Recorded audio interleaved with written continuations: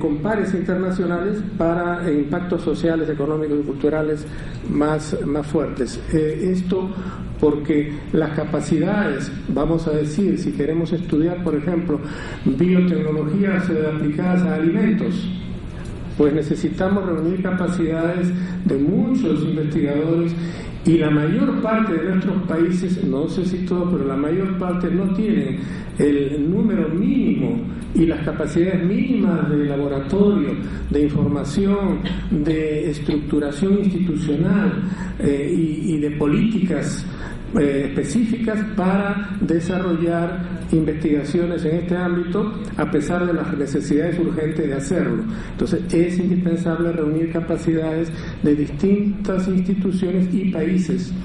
A veces puede ser que la suma de dos países, de dos instituciones en dos países distintos, sea suficiente para un proyecto específico, pero muchas veces es necesario que haya 4 o 5 instituciones, porque ven la cosa desde distintas perspectivas y además porque suman capacidad intelectual para producir mejores resultados y se distribuyen las tareas de investigación, de manera que el conjunto de la investigación final favorece a todos, pero cada uno produjo un sector de todo ese conjunto, y eso es un excelente apoyo.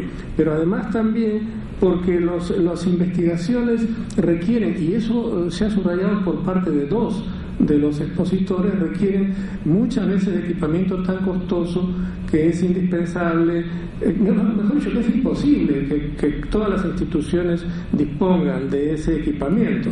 Ciertamente radiotelescopios, secuenciadores de genoma vegetal o animal o microbiológico, o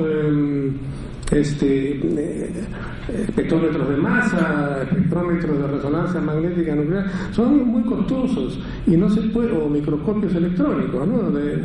Atómicos, ¿no? Microscopios atómicos, son tan costosos que si tenemos un grupo pequeño de solo 5 buenos investigadores en ese ámbito, no llega a justificarse adquirir un equipo de ese tamaño. Pero si se forma parte de una red donde participa la Universidad de Buenos Aires con la Universidad de Simón Bolívar de Caracas, con la Universidad de San José de Costa Rica, pues tenemos allí una posibilidad de compartir equipos, incluso por manipulación remota. O sea, no es necesario ni siquiera trasladarse al otro país. Ahora, desde hace ya no menos de 10 años, hay varios países, sobre todo Brasil, Chile, Argentina, aquí creo que México y todo Centroamérica, que están usando mucho las redes de banda ancha. Y esto significa que puedo usar, por ejemplo, un radiotelescopio en Mendoza, porque se usa, porque formo parte de una red y lo hago desde la computadora de mi casa, ni siquiera de mi laboratorio. Puedo en principio hacer eso. Entonces, utilizar equipamiento en forma remota que no puedo adquirir, pero que sí puedo usar, porque formo parte de una red de relaciones. Entonces, esto me pareció muy importante, muy fuerte destacarlo. Y el otro punto, que creo que es la cuarta idea fuerte, es participar en investigaciones de interés global. Es cierto que nosotros tenemos necesidad de investigar localmente cosas, muchas cosas son locales. Hace un momento he estado mencionando cómo los intereses son comunes entre el estado de Sao Paulo en Brasil y, digamos, los estados limítrofes amazónicos del Perú, porque casi toda, vamos a decir, para poner un ejemplo trágico, casi toda la droga que llega a Sao Paulo va del Cusco. Se produce y se traslada del Cusco. Estamos hablando también de ese tipo de investigaciones, pero resulta que todo ese daño, todo ese negocio ilegal también requiere estudio del espacio geográfico, también requiere estudio de la diversidad biológica que se maltrata por ese tipo de negocios ilegales, requiere estudios de cómo se afectan las culturas locales, la antropología, cómo se ve afectada y cómo se transforma por esos hechos que se producen en nuestra relación, y sin duda no hay ahí ningún socio mejor para Brasil que el Perú y para el Perú que Brasil, porque se está hablando de la frontera común y nadie más comparte esa frontera, y esos son los problemas que solo afectan a esos dos países. Entonces me estoy refiriendo a estas cosas, y trabajar también en temas de interés global. Los grandes proyectos por ejemplo de sanidad pecuaria, de desastres naturales, de medio ambiente, cambio climático de manera específica, son temas de interés por lo menos superregional y si no global, ¿no?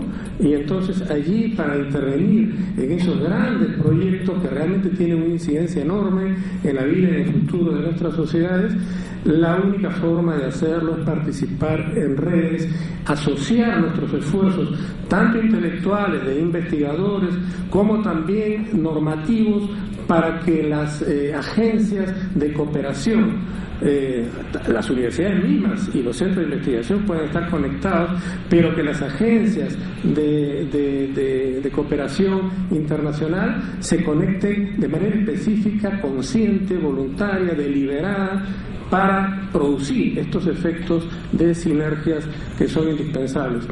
Yo no he encontrado en mi experiencia ninguna otra forma más eficaz, y el término eficaz, la palabra esa la uso muy rara vez, porque es un poco desagradable. Usamos la palabra eficiente, porque eficaz suena a aquella cosa, no necesariamente que conviene más, sino aquella cosa que rinde más, ¿no? Y entonces, pero sin embargo, en este caso sí es estrictamente eficaz. La eficacia de lograr resultados, para crecer en esos indicadores que ustedes mismos en estas intervenciones han mostrado cómo son tan pobres para América Latina, y la verdad es que no merecemos ese escenario.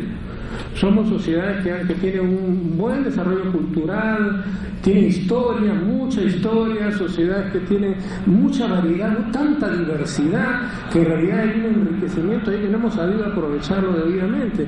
Y entonces creo que esta asociación me parece indispensable si tenemos suficiente conciencia de eso. Yo no quisiera referirme al proceso de trabajo, porque eso incluso hasta podríamos ponerlo en el documento, ¿no? Algunas sugerencias de cuál sería el proceso, digamos las etapas, por supuesto de una manera absolutamente flexible. Y ya dije, repito lo que escribió Herbert Bessuri en el año 2000, ¿no? Nada nos lleva más rápido al fracaso que aplicar en un lugar lo que ha tenido éxito en otro. O sea, hay que tener inventiva para eso, que nos inspire, pero no copiarlo, porque cada institución y cada país tiene características específicas. Todavía tengo unos minutos. Sí, ya. Entonces, yo quisiera nada más mencionar, sin desarrollarlo, porque eso lo haríamos en el documento, algunas de las ideas más fuertes que, aparte de las que acabo de mencionar, han sido expuestas por ustedes. Primero, una cosa muy importante que mencionó Gisela al inicio: inyectar conocimiento en el proceso económico y social. Es un concepto, me parece, clave, y estuvo bien que se mencione al inicio. Estamos hablando de conocimiento, y la única manera de inyectar conocimiento es tener conocimiento, y la única manera de tenerlo es producirlo mediante investigación. Y como estamos produciendo muy poco conocimiento, debido a que no tenemos masa crítica y esfuerzo común, entonces esa es la llamada de este tipo de reuniones. Ese es el, digamos, el sentido, ¿no? El valor de este tipo de diálogos, y ese es un punto que me parece fundamental. Otro es que en realidad en América Latina en general hay muy poca información de indicadores.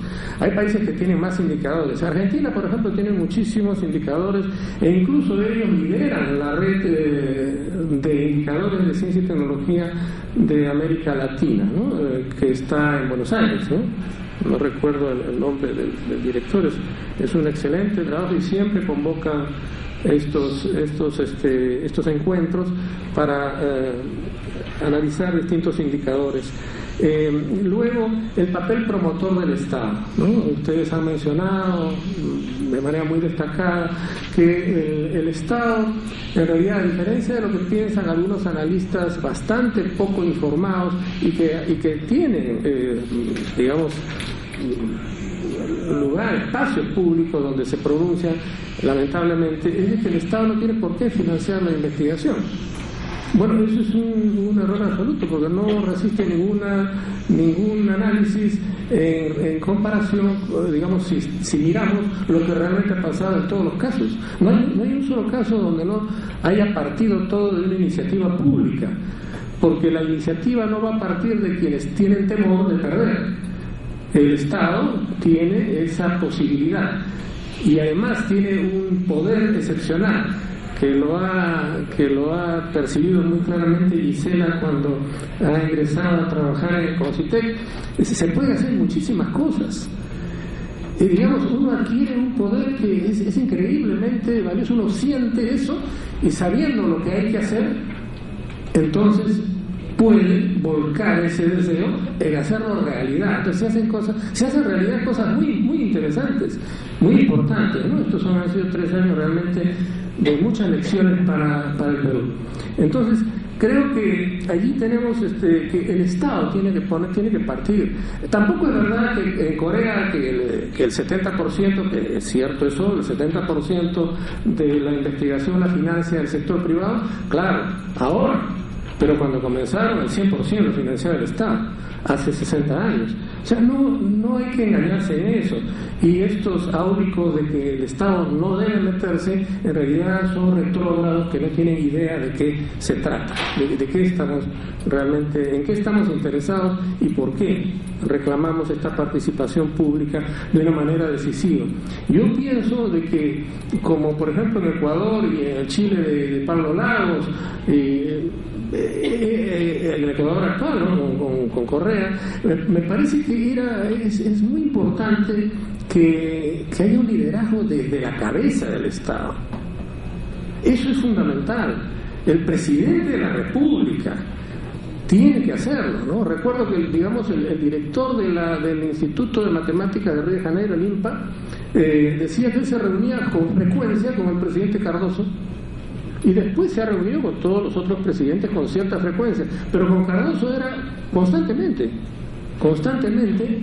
una vez al mes, digamos, y se reunía y hablaban de qué iban a hacer, qué había que promover y todo eso. O Lagos, que se metía a los laboratorios y lo filmaban, hacían un video para promover las biotecnologías, para promover las nano, para promover la geología, y estaba en todo y se iban dando leyes a medida que se iban. Tiene que haber un liderazgo desde la cabeza del Estado. Esto no es un asunto que se delegue, o al menos puede delegarse a alguien de mucha confianza y que realmente de frente dialogue también él directamente esto con la cabeza del Estado. No es un asunto para delegarse. Sí se delegan además las actividades subsidiarias de este mismo sistema, pero la conducción tiene que estar en el Estado mismo, y eso no estamos tan cerca de cumplirlo, ¿no? Ahora, en este momento, quizás ningún país de América Latina tiene esa condición, desgraciadamente. El factor fundamental, por supuesto, es el de unidad de transferencia tecnológica, que ha mencionado varios de ustedes, Mayra, pero varios de los que han intervenido anteriormente. Y definir, esto sí es muy puntualmente importante, definir prioridades, porque los recursos son tan limitados que hay que definir prioridades. No se puede disparar en todas direcciones, lo cual implica cortarle las alas a ningún investigador que quiera hacer algo excepcionalmente a primera vista